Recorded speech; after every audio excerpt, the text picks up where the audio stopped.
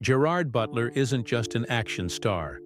He's a man who has been knocked down by life, again and again, and refused to stay there.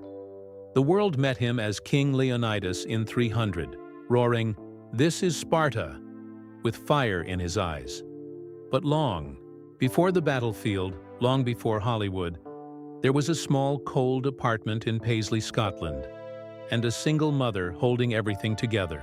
Born November 13, 1969, to Edward and Margaret Butler, Gerard's life began with uncertainty.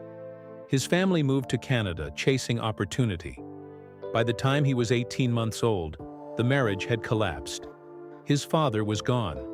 His mother returned to Scotland with 3 children and very little else. There were no red carpets, just survival. Gerard would later say his mother poured everything into us. She worked all day, came home exhausted, and still found a way to make her children feel safe. That's where his strength began. Not in a gym, not on a film set, but watching a woman refuse to break. He pushed himself in school, became head boy, earned a law degree. Everything looked stable. Then 1 week before qualifying as a lawyer, he was fired. Years of discipline erased in a single conversation. He boarded a train to London with no clear future, no money, and no plan. He slept on couches, walked the streets at night to stay warm, counted coins before deciding whether he could afford food. And there were darker temptations waiting. Alcohol had already cost him 1 career. It would have been easy to disappear into it again.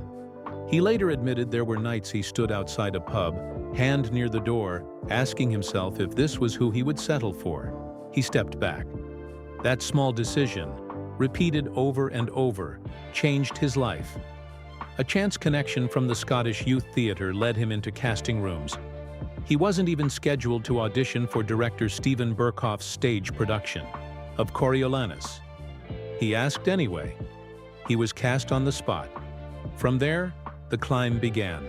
Slow, uncertain, filled with rejection. Small roles in Mrs. Brown and Tomorrow Never Dies. Blink and you miss it appearances. Then came setbacks. Films that underperformed. Critics who doubted him. But he recalibrated instead of retreating. In 2004, he took on The Phantom of the Opera, despite not being a trained singer. He pushed through fear, through vocal strain, through the terror of not being enough. Then in 2007, 300 exploded worldwide. But the roar audiences heard hid the reality. Torn tendons, nerve damage, grueling training. Days where cast members were sent to the hospital. He wasn't invincible. He was enduring, and life kept testing him. He nearly drowned filming Chasing Mavericks when a massive wave dragged him under. He survived a brutal motorcycle accident in Los Angeles. He battled dependence on prescription medication and checked himself into rehab in 2012. Not because anyone forced him to, but because he chose survival over pride. In 2018, the Woolsey fire destroyed his Malibu home. Years of memories reduced to ash. He stood in the wreckage and posted 7 calm words. "Welcome to my home in Malibu." No drama, just reality.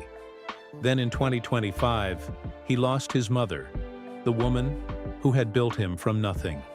That loss cut deeper than any injury. He dedicated his work to her memory, carrying her strength forward in quieter ways, through charity work, disaster relief, and simply showing up with humility. Today, Gerard Butler is worth tens of millions. He's led franchises like the Has Fallen series. His global box office has crossed billions. But none of that defines him. What defines him is this: the law student who got fired and didn't quit. The actor who asked for a chance when he wasn't invited. The man who stood outside a pub and chose not to walk in. The son who still hears his mother's voice telling him to stay kind.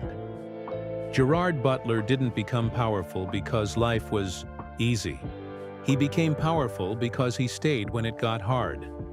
If stories like this remind you what resilience really looks like, Subscribe now to Celebrity Vault.